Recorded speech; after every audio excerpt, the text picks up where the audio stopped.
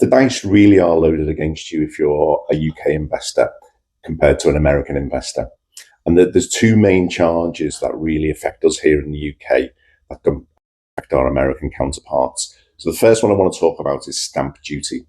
So let me have a quick look at my free trade account. So here's a popular stock amongst UK investors, Unilever. This is a monthly chart of their stock. And as you can see, they have gone up 14%, over 14% in the last month alone. Now, Unilever are selling off their ice cream business. They've also got a new management team in, hence the rise in stocks here. But what I wanted to talk about specifically was the stamp duty that you'll need to pay if you decide to add this stock. So the top line there shows the stamp duty at 0.5%. You may not think that this sounds like much, but make multiple trades in a week and you'll soon see it adds up really quickly. So imagine on a Monday, I decide to buy some Unilever shares and they do really well over the next couple of days. So I sell them and then buy some Procter & Gamble shares. And then towards the end of the week, I sell the Procter & Gamble's and buy back into Unilever. Now I've paid stamp duty on them shares 3 times. That's 1.5%. And there's a good chance that them costs will actually wipe out any profit you've made on buying and selling them shares. So if you bought £5,000 of shares, that would be £25 worth of charges each time you bought and sold. Now, because I'm using free trade, the platform itself actually doesn't charge me for that transaction, but I do have an annual fee that I need to pay once a year, and that's £119.88 per year. You'd need to be on the plus plan on free trade if you wanted to use your SIP. So I use the platform for investing in my SIP pension. And the second way that the dice are loaded against us in the UK is foreign exchange charges. So for this example, I wanted to have a look. Let's look at buying an American large business. Let's pick Microsoft. So again, I will have a look at Microsoft. As Microsoft trade on the US markets, there is no stamp duty because stamp duty is a UK phenomenon. This is a monthly chart for Microsoft, and as you can see, over the last month, they've gone up nearly 3%. So let's have a look at the foreign exchange charges if we decide to buy Microsoft.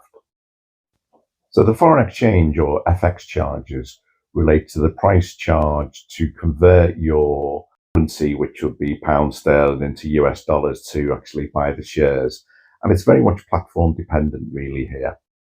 So in free trade, if you have a very basic account, then you'll be paying 0.99%.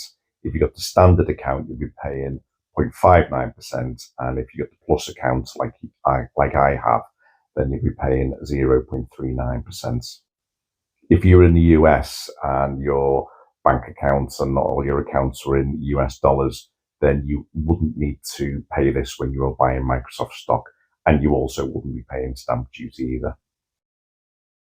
So just like stamp duty, every time you buy shares on the US market, you are going to pay an FX charge for an equity.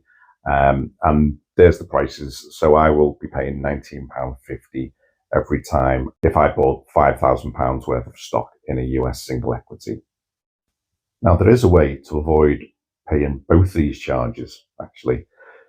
So if I buy an ETF in the US exchange, so I might buy an ETF that tracks the S&P, then when I buy that ETF on the UK market, I won't pay any stamp duty for it because there's no charges on an ETF. And also because I'm buying it in sterling, then I also won't need to pay any FX charges. Now imagine you're looking at buying an equity and you think I'll keep it for a couple of days or maybe a week, and then I'll sell it and buy a different equity I'm interested in. This is a fairly common thing that potentially you might want to do. However, if you're being hit by a UK 0.5% stamp duty or you're being hit by a 0.4% foreign exchange charge every time you buy into a US market, then your charges are going to way overrun the amount that you might be making on particularly buying equities on a whole generally, because them charges really are high. Whereas if you're in the US, you're not going to see the same kind of thing. You're not really going to be looking at buying a lot of UK equities. And secondly, if you are buying American equities, which is the biggest market in the world, obviously, then you won't be you'll be paying in US dollars, so you won't hit the foreign exchange charts. Hope you find this useful. And bonus points for anyone who gets the reference on the t-shirt.